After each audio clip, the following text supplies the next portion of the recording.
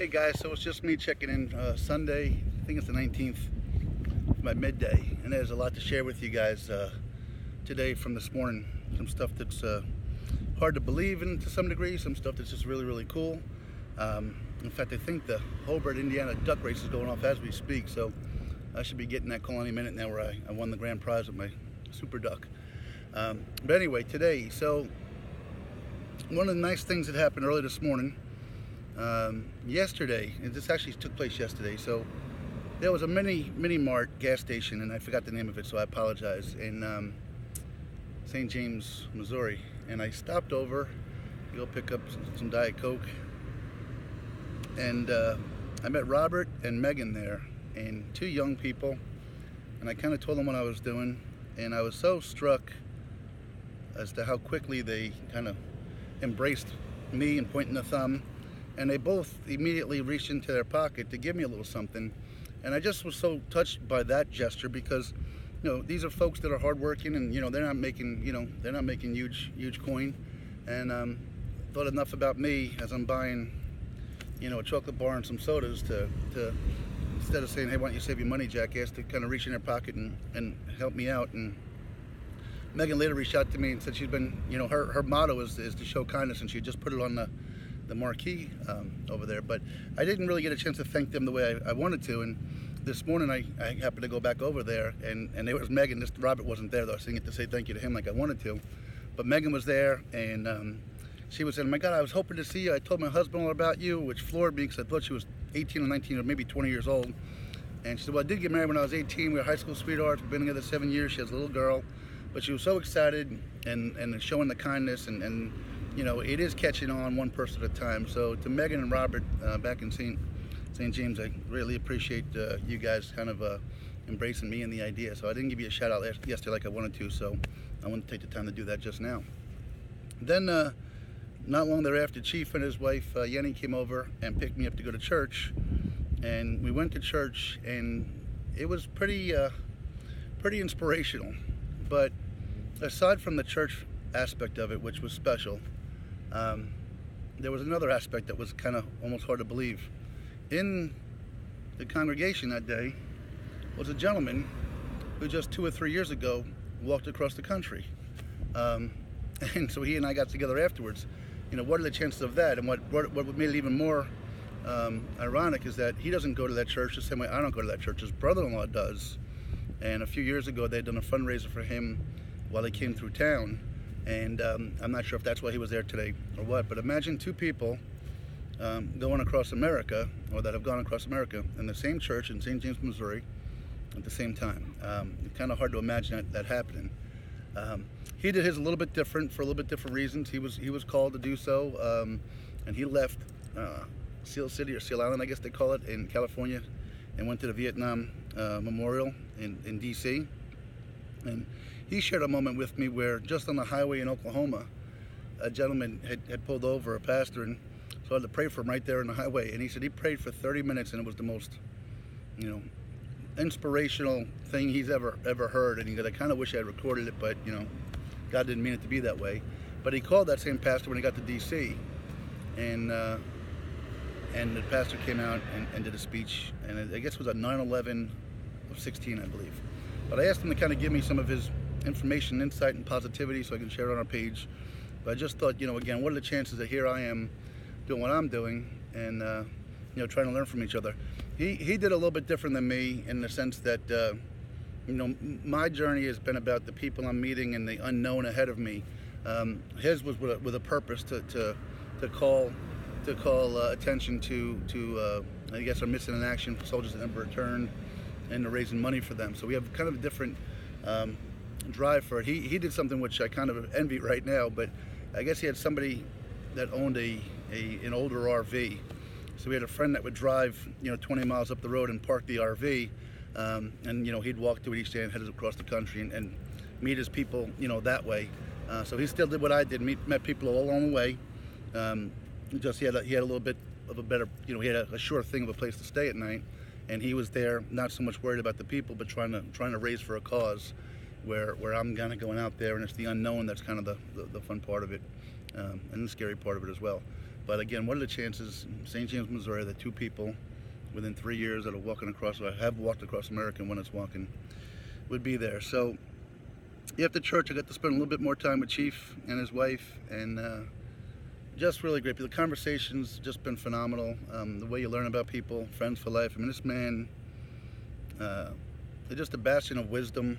There was a situation yesterday where he was talking to somebody, and suffice it to say there might have been, I don't want to say difference of opinion, but somebody, it could have been a lot of finger pointing, right? It could have been, well, you did this or you said this, and just sitting back and watching him handle it the way he did is something I'll learn from and maybe to pass on to my kids.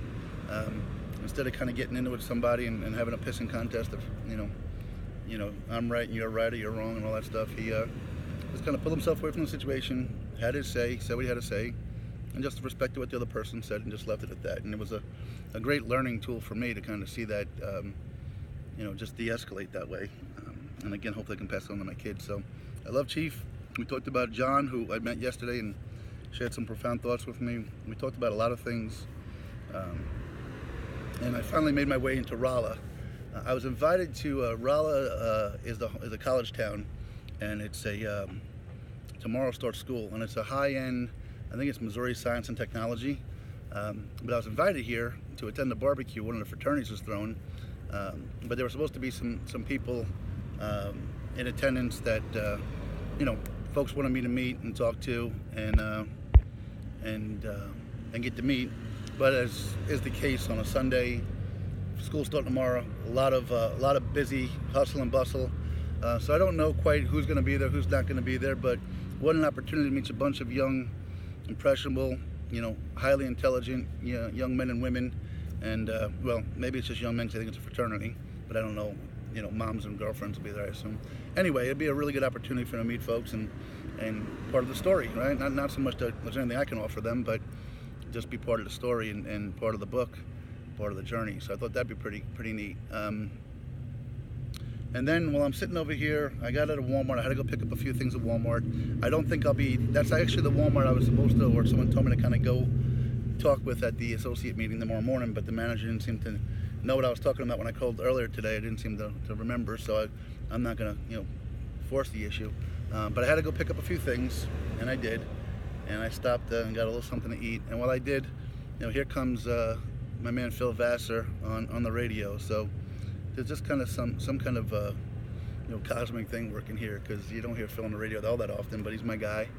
And he came up. So I've got about a mile walk ahead of me. I think they're about a mile and a half north of where I am. Cloud cover as usual, and somehow Missouri goes from sunny to cloudy to rainy to sunny again, all in about a 2.5 hour window. If anybody heard about that recent tragedy out down near down near Branson on that lake where that duck boat overturned, I could absolutely see now how you can go out in the morning on the river or on the lake. I think you got a perfect day, and then bam, it seems like 2 hours later, unbeknownst to you, these storms blew up a little bit. So, I'm not saying what the tragedy should have happened, but I can see how you could possibly be unprepared for it. But St. James was great. I'm in Rolla today. I'm gonna kind of stay here for the night. I hope. I don't have anywhere to stay just yet, so we'll see.